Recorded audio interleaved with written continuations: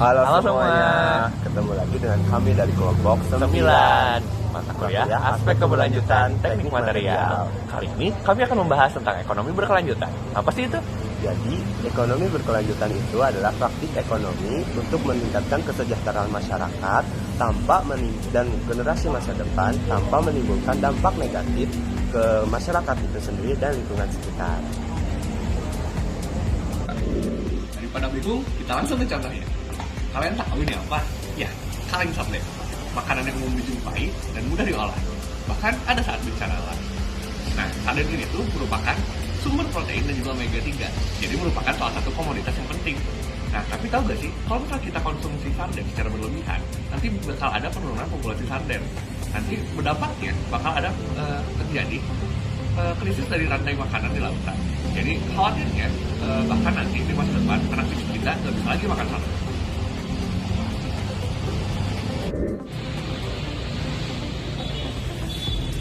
Agar hal tersebut tidak terjadi, kita harus melakukan efisiensi.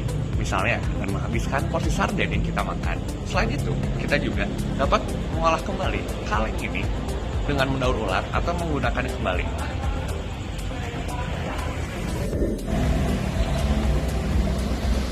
Selain menjaga efisiensi sumber daya yang kita punya, kita juga harus bertanggung jawab dalam mengolah sumber daya alam yang ada tersebut.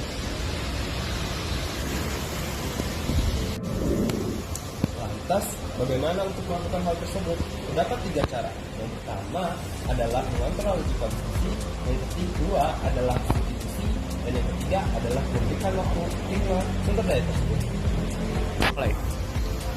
Pertama-tama, perusahaan bisa mengganti kemasan dengan material yang lebih melimpah dan dapat didaur ulang. Selain itu, sebagai konsumen, kita bisa mengganti komoditi pangan dari ikan sarden dengan bahan ikan pangan yang lainnya seperti ikan lele dan ikan nila yang sama-sama mengandung kandungan omega 3.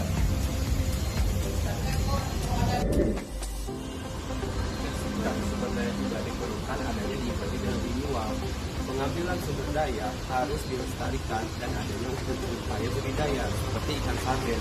Ikan sarden populasinya akan menipis jika terus-menerus ditangkap. Oleh karena itu, kita harus tetap melestarikan ikan sarden tersebut dan tidak mengambilnya dengan semena-mena supaya bisa memenuhi suplai di masa yang akan datang.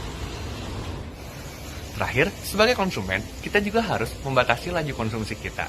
Jangan sampai kita mengonsumsi suatu produk secara berlebihan.